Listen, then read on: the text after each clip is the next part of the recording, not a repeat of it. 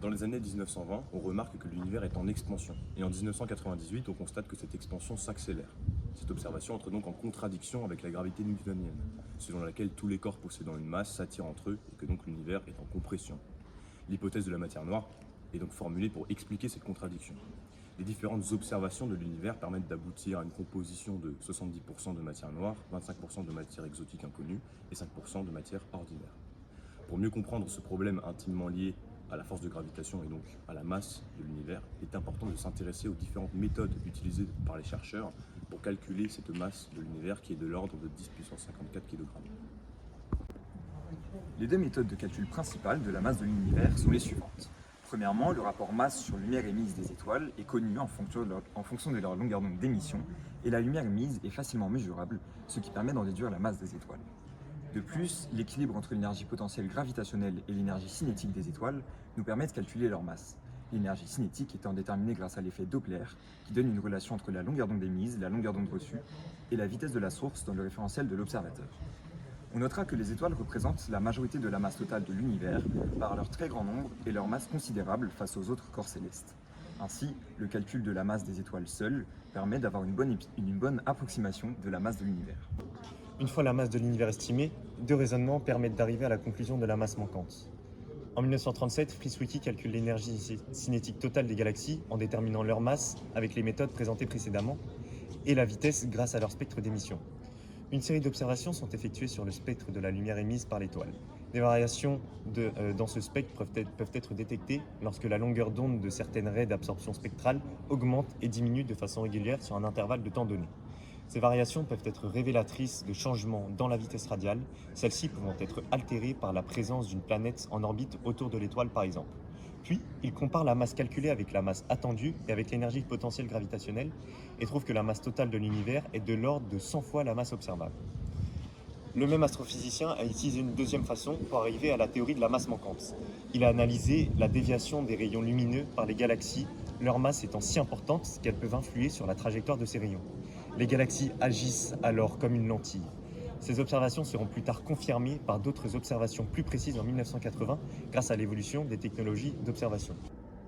Les courbes de rotation des galaxies spirales représentent l'évolution de la vitesse de rotation de ces galaxies en fonction de leur distance au centre. Ces vitesses de rotation sont soit calculées à l'aide des spectres des galaxies et de l'effet Doppler, soit mesurées à l'aide de la vitesse de différentes étoiles composant la galaxie.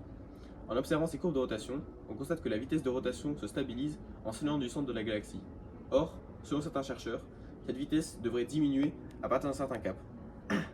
La différence entre la réalité et les estimations sur ce point-là s'expliquerait selon certains par la présence de matière noire sous forme de halo de matière noire autour des galaxies. L'analyse de ces courbes de rotation permet de déterminer un rapport masse noire sur masse visible inférieur à 10.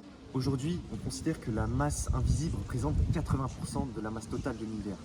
Pour mieux comprendre la matière exotique, il faut étendre le modèle de particules élémentaires utilisé aujourd'hui.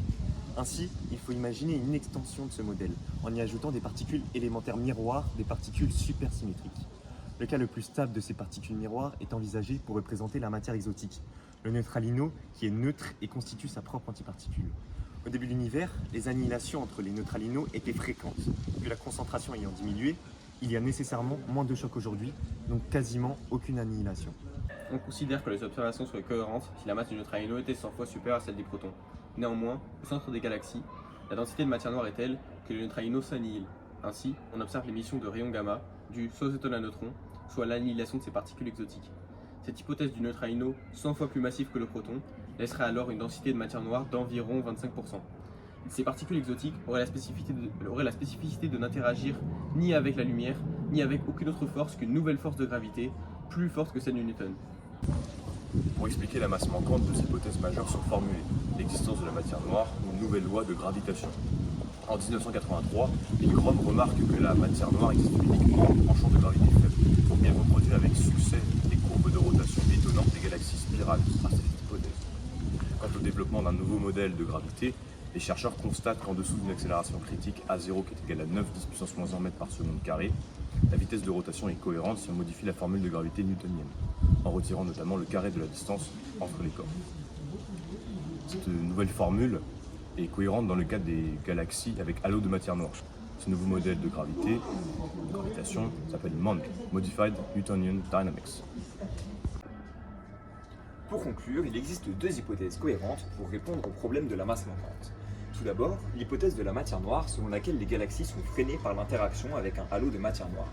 Ce halo, constitué de particules invisibles, exercerait une force gravitationnelle qui ralentirait la rotation des galaxies par frottement. Ce phénomène pourrait expliquer certaines anomalies observées dans la vitesse des étoiles en périphérie des galaxies et l'accélération de l'expansion de l'univers, sans nécessité de modifier les lois de la gravité. De plus, le nouveau modèle mathématique MONDE propose une modification des lois de la gravité pour expliquer les observations incohérentes sur les galaxies et l'expansion de l'univers sans invoquer la matière noire. De nombreuses autres hypothèses proposent un modèle de force avec une cinquième force fondamentale, les quatre autres étant la force nucléaire forte et faible, la gravité et la force électromagnétique, pour répondre à ces deux problèmes aujourd'hui incompris.